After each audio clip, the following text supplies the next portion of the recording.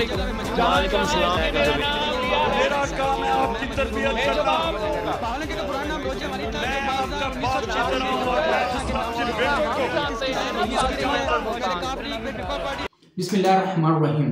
अल Qadir trust case में जज राना नासिर जवेद ने पाकिस्तान तहरीक इंसाफ के बानी चेयरमैन इमरान खान को 14 साल और बुशरा बीबी को 7 साल की सजा सुनाई है और इसके अलावा उन्हें जुर्माने भी किए हैं। बेसिकली आगे बात करने से पहले हम इस केस के बैकग्राउंड के बारे में बात कर लेते हैं कि बेसिकली ये ट्रस्ट जो अल कादिर ट्रस्ट केस ये है क्या। तो बरतानिया में पाकिस्तान के एक जिस तरह जो हाउसिंग सोसाइटी के मालिक रियाज हैं, उनकी जानिब से जब मनी लॉन्ड्रिंग की गई, पाकिस्तान से बाहर पैसा, चोरी का पैसा बाहर ले जाया गया, तो NCA जो कि बरतानवी एक एजेंसी है, नेशनल क्राइम एजेंसी, उसने तहकीक की और उन्होंने ये साबित किया कि ये पैसा पाकिस्तान से चोरी होकर आया है। तो उन्होंने पाकिस्तान को वापस भेजने का फैसला किया और उन्होंने पाकिस्तान की उस वक्त की हुकूमत, जिसके वजीर आजम उस वक्त के इमरान खान साहब थे, तो उन्होंने पाकिस्तान की हुकूमत से रब्ता किया कि इस तरह इतनी रकम है जो कि 190 मिलियन पाउंड बनती थी। पाकिस्तानी रकम में अगर बात की जाए तो वो तकरीबन 60 अरब रुपए बनते थे। तो ये जब काला धन पाकिस्तान में बाहर गया तो वहाँ की एजेंसी ने ये पाकिस्तान की हुकूमत को वापस देने के लिए पाकिस्तान की हुकूमत से रब्ता किया।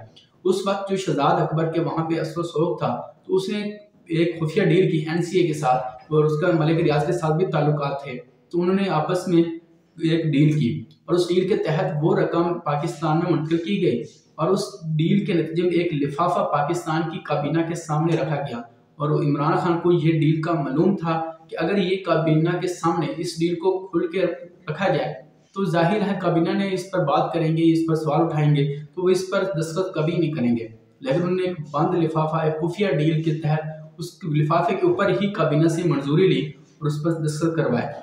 तो ये जो रकम थी, ये बेसिकली रकम आनी थी पाकिस्तान के कौमी खजाने में, लेकिन क्योंकि उससे पहले सुप्रीम कोर्ट ने बहरिया टाउन को 460 अरब रुपए का जुर्माना किया हुआ था, जिसकी उन्होंने किस्तें अदा करनी थी। तो उनकी डील ये हुई कि क्यों ना यही जो रकम तकरीबन 60 अरब रुपए पाकिस्तानी बनती है, वो सुप्रीम कोर्ट के जो एक अकाउंट बनाया गया था स्पेशल, इस जो जुर्माना था मलिक रियाज को, उसके लिए। तो उन्होंने कहा क्यों ना इस रकम को बजाय के कौमी खजाने में रखने के इसको रखा जाए सुप्रीम कोर्ट में, जो कि उन्हें फाइन पड़ा था उसकी एक किस्त अदा की जाए।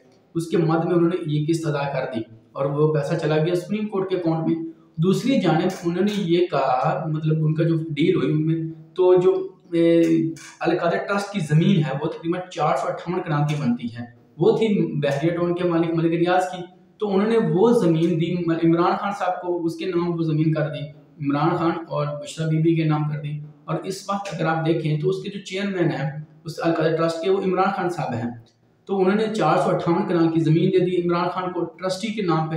अल कादिर ट्रस्ट क्योंकि काला धन था उसको सफेद करना, और ये न सिर्फ पाकिस्तान में बल्कि दुनिया भर में ये ऐसा होता है कि जब किसी भी काले धन को आप सफेद करना चाहते हैं या चोरी के पैसे को आप वाइट करना चाहते हैं या किसी भी तरह से आप गलत तरीके से पैसा कमाएंगे उसको आप सही करना चाहते हैं, तो उसमें आप ना कहीं वो ट्रस्ट बना देते हैं ताकि ना वो हम कहें कि पैसा उधर जा रहा है इधर सब, क्योंकि ट्रस्ट का कोई हिसाब किताब नहीं होता। वो तो एक चल रही होती है, डोनेशन भी चल रही होती है, लोग उसमें पैसा दे रहे होते हैं, वो चल रही होती है। इसलिए उन्होंने सोचा क्यों ना इस पर कोई तो कदगर लगेगी नहीं, क्योंकि ये तो मजहब इस्लाम के नाम पर बनाई जा रही है और ये तो दीन इस्लाम सिखाने के लिए, ये तो पाकिस्तान के नौजवानों को एक इनकलाब बर्पा कर देगी। तो उन्होंने जो लोगों के जहनों में वो एक बनाया हुआ था इमेज, तो लोगों ने कहा वाकई क्या ये कमाल होगा, अल कादिर ट्रस्ट बनेगी और पाकिस्तान के नौजवान अब दीन की तालीम सीखेंगे और इनकलाब बर्पा करेंगे और दुनिया में पाकिस्तान का नाम होगा। और उन्होंने वो जिस तरह बताया कि बैन अवी लेवल की यूनिवर्सिटी होगी, रिसर्च सेंटर बनेंगे, यहाँ पे इस्लाम पे तहकीक होगी, दुनिया भर में यहाँ पे लोग आएंगे, पढ़ने आएंगे और सिखाने आएंगे। तो मतलब जो भी उनका वो माइंडसेट उन लोगों के जहनों में वो बनाया हुआ था, तो लोग यही समझ रहे थे कि ये बड़ा अच्छा काम हो रहा है और बड़ा ज़बरदस्त काम हो रहा है। और लोगों ने वहाँ पे दाद भी दी और लोगों को खुद तो सोचने समझने की इससे कासिर हैं कि वो कभी खुद तो रिसर्च करते नहीं हैं, वो खुद तो कभी समझने की कोशिश करते नहीं हैं। तो उन्होंने वो जैसे उनके रहनुमा ने लीडर ने कह दिया वो उस पर यकीन कर लेते हैं और ऐसा ही यहाँ पे भी हुआ। तो जब ये पैसा चला गया उसकी किस्त की मद में सुप्रीम कोर्ट के अकाउंट में मलिक रियाज का, उसकी किस्त अदा हो गई। इसमें मसला अभी जो कहते हैं कि ये तो इमरान खान ने कुछ लिया नहीं, या जो कहते हैं कि ये तो पैसा चला गया सुप्रीम कोर्ट अकाउंट में, इमरान खान को तो मिला नहीं। तो दरअसल बात ये है कि पहली बात तो ये है कि ये एक पैसा जो पाकिस्तान में आया वो एक डील के तहत आया, वो आना चाहिए था ओपनली। सब जो कि काबीना के उस वक्त मेंबर थे सारे, उनको पता होना चाहिए था। हालांकि उसके में से किसी को पता नहीं था। असल डील को रवाने वाले तो शहजाद अकबर साहब थे। तो इमरान खान तो सब मालूम था कि ये पैसा 2 नंबर से आ रहा है, और वो बजाय कौमी खजाने में जाने के वो सुप्रीम कोर्ट में जो बहरिया टाउन की किस्त थी, फाइन की, जुर्माने की, वो पे हो रही है। तो इमरान खान को सब पता था, बुशरा बीबी को पता था, वो सब इस डील में मिले हुए थे। तो उन्होंने कहा क्यों ना हम अपना ट्रस्ट मिल रही है। तो उसमें ट्रस्टी वो जिस पर आप देखें जब बनाई गई थी तो उसमें इमरान खान साहब थे, बुशरा बीबी थी, जुल्फी बुखारी थे, शहजाद अकबर थे, और उसके बाद फरग गोगी थे। वो 9 मेंबर थे जो इनमें ट्रस्टी थे। लेकिन जब बाद में आप अभी देखें उसकी जो अपडेट हुई, उसमें से वो जुल्फी बुखारी और ये फरग गोगी वगैरह निकाल कर इस वक्त सिर्फ इमरान खान और बुशरा बीबी हैं। तो वो जो कहते हैं कि सिर्फ इनको बेबिला सजा हुई है, या इनको कसूर नहीं है, या इन्होंने कोई पैसा चोरी नहीं किया, या असल मसला तो ये है ना कि एक पैसा आया पाकिस्तान में, वो कौमी खजाने में जाना चाहिए, तो ओपन नहीं जाना चाहिए था। जब एक बरतानवी एजेंसी, एक NCA जो वहाँ की नेशनल क्राइम एजेंसी है, वो तहकीक करके पाकिस्तान को पैसा देना चाह रही है। और यही तो इमरान खान का हमेशा वही बात करते हैं कि जो बड़े मुल्क हैं, अमीर मुल्क हैं, वो जो छोटे ममालिक से पैसा बाहर जाता है तो उन्हें चाहिए कि वो पैसा वापस भेजा करें छोटे ममालिक में, गरीब ममालिक में। तो उन्होंने ऐसा किया। लेकिन जब आप जैसे ही लोग वहाँ पे मौजूद होंगे, आपके जो हमनवा होंगे, जो ऐसे होंगे, शहजाद अकबर जैसे होंगे, जब जिस काबीना में, आपकी काबीना में और दूसरे लोग थे, जब आप खुद वजीर आज़म होते हुए ये डीलें करेंगे, आप खुफिया पैसा इस तरह, मनी लॉन्ड्रिंग का पैसा आप इस तरह करेंगे, तो वो आप आवाम को क्या सबक देंगे। अलबत्ता पाकिस्तान के अवाम में माशाल्लाह कितनी बाशऊर है, उसका आप इससे बाखूबी अंदाजा लगा सकते हैं कि वो इसमें समझ रहे हैं कि पता नहीं बड़ी ज्यादती हो गई, जुल्म हो गया, ये तो नाइंसाफी हो गई, ये तो एस्टेब्लिशमेंट ने कर दिया, ये कर दिया, वो कर दिया।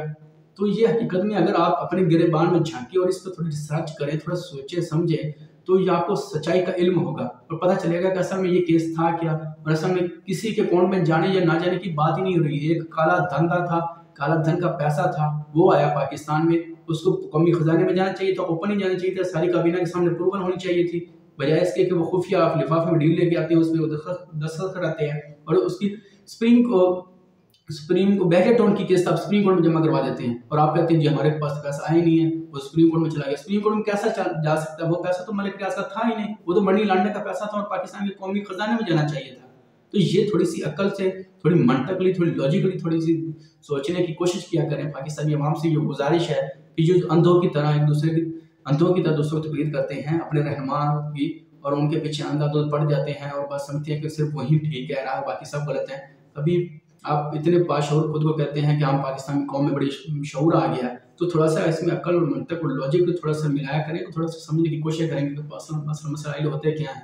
ये सुनी सुनाई बातों पर और ये सिर्फ कहना कि जी गलत हो रहा है, जुल्म हो गया, ज्यादती हो गई है, इसी तरह कहते हैं कि दुनिया काम ठीक नहीं करी। इसमें कोई शक नहीं है कि दुनिया में हमेशा जो उनका प्रेशर रहा है वो तो पाकिस्तान की तरीका एक हिस्सा है। 70 साल 80 साल से यही तो कुछ हो रहा है, उन पर प्रेशर डाले जाते हैं, अपनी मनमाने फैसले लिए जाते हैं। और यही कुछ तरीके साथ की हुकूमत में भी होता था।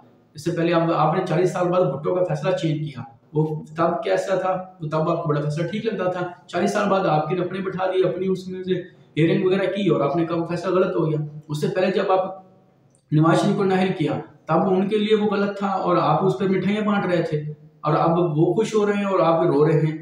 तो मतलब ये तो 70 साल से वो जो चेन है वो घूमती जा रही है और लोगों को बेवकूफ़ बनाया जा रहा है, और लोग सुनते हैं कि पता नहीं क्या हो गया, ये पहली दफ़ा हो रहा है। अगर थोड़ी सी अकल होती, शऊर होती, थोड़ा ये पढ़े लिखे होते, थोड़ा ये समझने की कोशिश करते, थोड़ी सी ये रिसर्च करते, तो इनको अंदाज़ा होता कि ये अभी से नहीं हो रहा, ये पाकिस्तान की 80 साल की तारीख है। और ये ताई अफसोस से कहना पड़ता है कि ये कोई इतनी अच्छी तारीख नहीं है पाकिस्तान की। हमारा मसला ये है कि हमारी याददाश्त बहुत कमज़ोर है, हम पढ़ते नहीं हैं, हम सीखते नहीं हैं, हम तरीक़ को नहीं जानते, हमें बस जो सुनाया जाता है हम उसी को सुन लेते हैं, जो पढ़ाया जाता है वही पढ़ लेते हैं, जो हमें कहा जाता है हम उसको सच मान लेते हैं। और ऐसे झूठ प्रोपेगेंडा हमारे जहनों में इस तरह बरगलाया जाता है हमें कि अब बंदा सोच के शर्मा जाता है कि ये वो क्या गया इस कौम को।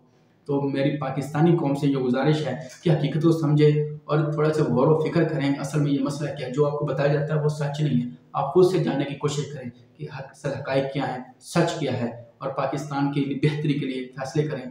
खुदा पाकिस्तान का हामी नासिर हो। पाकिस्तान जिंदाबाद।